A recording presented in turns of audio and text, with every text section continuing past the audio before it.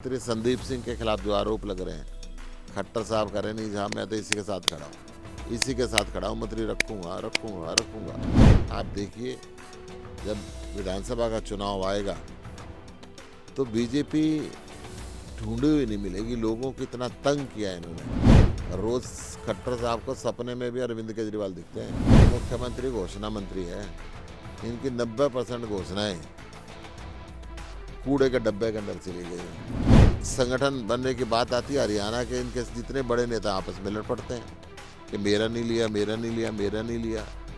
जब टिकट आती है तो एक दूसरे को करवाते हैं। अगर INLD को ले लिया तो मैं कांग्रेस छोड़ दूंगा।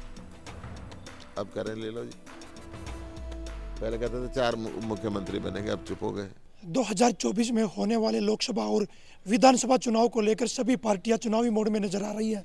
वहीं आम आदमी पार्टी भी प्रदेश भर में यात्रा कर रही है। हमारे साथ आम आदमी पार्टी नेता सुशील कुमार गुप्ता, राज्यसभा सांसद मौजूद हैं। सर, किस तरह की तैयारी 2024 को लेकर आम आदमी पार्टी की है?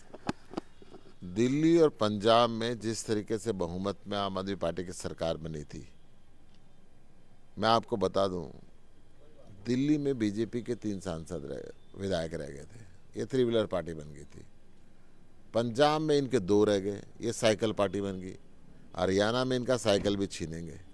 आप देखिए, जब विधानसभा का चुनाव आएगा तो बीजेपी ढूंढी हुई नहीं मिलेगी। लोगों को इतना तंग किया है इन्होंने, चाहे वो सरकारी कर्मचारी हो, चाहे वो व्यापारी हो, चाहे वो किसान हो, चाहे वो युवा हो, हर वर्ग को, चाहे वो महिला हो। महिला अपराधियों के साथ ये खड़े होते हैं। सरकारी कर्मचारी, ऐसा कोई विभाग नहीं है जो अभी तक हड़ताल पे ना गया हो। व्यापारियों से फिरौती मांगी जाती है। GST को ED के अंदर ले आए हैं। 750 से ऊपर किसानों ने शहादत दी, फिर भी MSP का कानून आज तक नहीं लेके आए।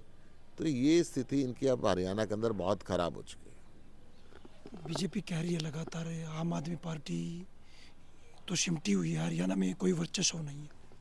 सिमटी में तो इतनी डरी हुई क्यों है? हमारे लिए बोलती क्यों है? रोज खट्टर साहब को सपने में भी अरविंद केजरीवाल दिखते हैं। क्या वो आ रहे हैं यहाँ पे? गठबंधन की सरकार को किस तरह देख रहे हो? हरियाणा प्रदेश में जिस तरह कह रहे हैं कि ये हम विकास करवा रहे हैं। एक गांव है नाहरी गांव, सोनीपत से 15-20 किलोमीटर की दूरी पर। रवि दैया उस गांव के ओलंपियन हैं और 2021 में मुख्यमंत्री आए थे उनके स्वागत समारोह में, तो वहाँ पर बड़ी बड़ी घोषणाएं की गई थी। अब वो कह रहे हैं कि हमारे गांव में जो मुख्यमंत्री ने घोषणाओं का पिटारा खोला था तो कोई काम धरातल पर नहीं हुआ है। ये मुख्यमंत्री घोषणा मंत्री है, इनकी 90% घोषणाएं कूड़े के डब्बे के अंदर चली गई हैं। ऐसा मैंने आज तक नहीं देखा। मुख्यमंत्री आए और घोषणा कर जाए और अफसर कहते हैं फिजिबल ही नहीं है, तो सोच समझ के घोषणा करे। ये क्या संबंध हुआ कि मुख्यमंत्री आए, घोषणा कर गई, साल 2 साल लोग खुश रहे, इंतजार करते रहे, फिर कह दीजिए ये तो पॉसिबल नहीं है। और जहाँ तक आपने गठबंधन की सरकार की बात करी, ये मलाई का गठबंधन है। दोनों एक दूसरे को जमुना पार भेजने के लिए बड़ी मोटी मोटी गालियाँ देके चुनाव जीते थे। अब दोनों घी खिचड़ी की तरह मिल गए। अब देखना, जैसे जैसे चुनाव नज़दीक आएगा फिर वो ड्रामा करेंगे, फिर ड्रामा करके एक दूसरे को गाली देंगे। और फिर ये जो गठबंधन है ना, बीजेपी और चौटाला परिवार, ये एक ही बात मानी जाती है। अगर दुष्यंत के डब्बे के अंदर कोई वोट जाएगी तो वो समझ लो बीजेपी को गई। क्या आम आदमी पार्टी इंडिया गठबंधन में हरियाणा प्रदेश में चुनाव लड़ेगी या 90 की 90 सीटों पर आम आदमी पार्टी हरियाणा में चुनाव लड़ेगी? विधानसभा के लिए कोई टीम इंडिया का गठबंधन नहीं है, वो लोकसभा के लिए है। हरियाणा के अंदर 90 की 90 विधानसभाओं के अंदर आम आदमी पार्टी अपने दम पे चुनाव लड़ेगी, भारी बहुमत से जीतेगी और सरकार बनाएगी। भूपेंद्र हुड्डा कह रहे हैं लगातार, कांग्रेस के नेता विपक्ष के, कि आम आदमी पार्टी हरियाणा प्रदेश में कहीं दिखाई नहीं देगी जब 2024 का चुनाव आएगा। देखिए, वो खुद अपनी पार्टी को संभाल लें।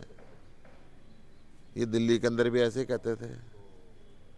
0 आया था इनका, 3 सरकार बन चुकी, पिछले 2 चुनाव के अंदर इनका 0 आता है। पंजाब में इनका क्या हाल हुआ है? ये बड़ी बड़ी बातें बोलना बंद करें, धरातल पे काम करें। आम आदमी पार्टी धरातल पे काम करती है। आज तक इतने साल से इनका संगठन नहीं बन पाया। जब संगठन बनने की बात आती है, हरियाणा के इनके जितने बड़े नेता आपस में लड़ पड़ते हैं कि मेरा नहीं लिया, मेरा नहीं लिया, मेरा नहीं लिया। जब टिकट आती है तो एक दूसरे को करवाते हैं, तो जीतेंगे कैसे? हरियाणा की जनता पहले ही इनको भ्रष्टाचार पे रिजेक्ट कर चुकी है। कल WFI का चुनाव था, उस चुनाव में ब्रजभूषण शरण के करीबी प्रधान बने हैं और साक्षी और विनेश और बजरंग ने एक प्रेस वार्ता कर उसमें बड़े आरोप लगाए हैं कि साक्षी मलिक ने तो कुश्ती से संन्यासी ले लिया। साक्षी मलिक जैसी होनहार बेटियां अपने प्रोफेशन से संन्यास लें, इससे बड़ी दुख की बात हो नहीं सकती। परंतु भारतीय जनता पार्टी हमेशा जो बेटियों के साथ गलत करते हैं उनके साथ खड़ी होती है। ब्रजभूषण शरण के खिलाफ FIR लिखवाने के लिए बेटी को जंतर मंतर पे बैठना पड़ा, सुप्रीम कोर्ट जाना पड़ा, उसकी तो गिरफ्तारी नहीं करी। अब उसी के बिजनेस पार्टनर को, उसी के साथी को WFI का अध्यक्ष बना दिया। ऐसे ही मंत्री संदीप सिंह के खिलाफ जो आरोप लग रहे हैं, खट्टर साहब कह रहे नहीं जहाँ मैं तो इसी के साथ खड़ा हूँ, इसी के साथ खड़ा हूँ, मंत्री रखूँगा रखूँगा रखूँगा। इसका मतलब इनको बेटियों से प्यार नहीं है। हर रोज़ हरियाणा के अंदर 5 से 6 बलात्कार होते हैं, कानून व्यवस्था को ठीक नहीं कर रहे हैं। सर, हरियाणा के मुख्यमंत्री कहते सबका साथ सबका विकास। मैंने एक बात बताई थी कि रवि दहिया के गांव की, इस मुद्दे को आम आदमी पार्टी कहाँ तक पहुँचाएगी? जिस तरह से तो पहले गांव कह रहा हूँ जी, ये घोषणा मंत्री हैं, ये सारी घोषणाएं इनके बस की बात नहीं है करना। एक खट्टर साहब राजस्थान में घोषणा करके आए थे कि मोदी की गारंटी है 650 रुपये में गैस का सिलेंडर देंगे। 2 दिन पहले पेट्रोलियम मंत्री ने राज्यसभा में जवाब दिया, साहब हम नहीं देंगे, हमने घोषणा नहीं करी। पहले प्रधानमंत्री जी ने घोषणा करी थी 15 लाख रुपये हर आदमी खाते में आएंगे, 1 रुपया नहीं आया। MSP की गारंटी का कानून बनाएंगे, आज तक नहीं बात नहीं करी। तो ये घोषणा मंत्री है। इंडिया गठबंधन है, उसमें अभी एक मीटिंग हुई थी, उसमें सभी नेता पहुंचे थे, तो कहीं ना कहीं भूपेंद्र हुड्डा यहाँ पर कुछ अलग बोलते दिखाई देते हैं कि सीटों का बंटवारा ना हो हरियाणा प्रदेश में, उसको लगातार बार बार कह रहे हैं। इसको किस तरह देखें? ये तो कई बार बोलते हैं, कई बार अपने शब्द वापस लेते हैं। 2-4 महीने पहले बोला करते, अगर INLD को ले लिया तो मैं कांग्रेस छोड़ दूंगा। अब कह रहे हैं ले लो जी। पहले कहते थे 4 मुख्यमंत्री बनेंगे, अब चुप हो गए। तो जो शब्द बोले फिर वापस लेने पड़े, वो ठीक नहीं होता। नीलम है हरियाणा की, जो संसद में घुसी थी और वहाँ जींद के गांव के, उसके गांव के रहने वाले लोग लगातार प्रदर्शन कर रहे हैं, किसान भी उनके समर्थन में आ रहे हैं कि बेरोजगारी को लेकर नीलम ने कदम उठाया है।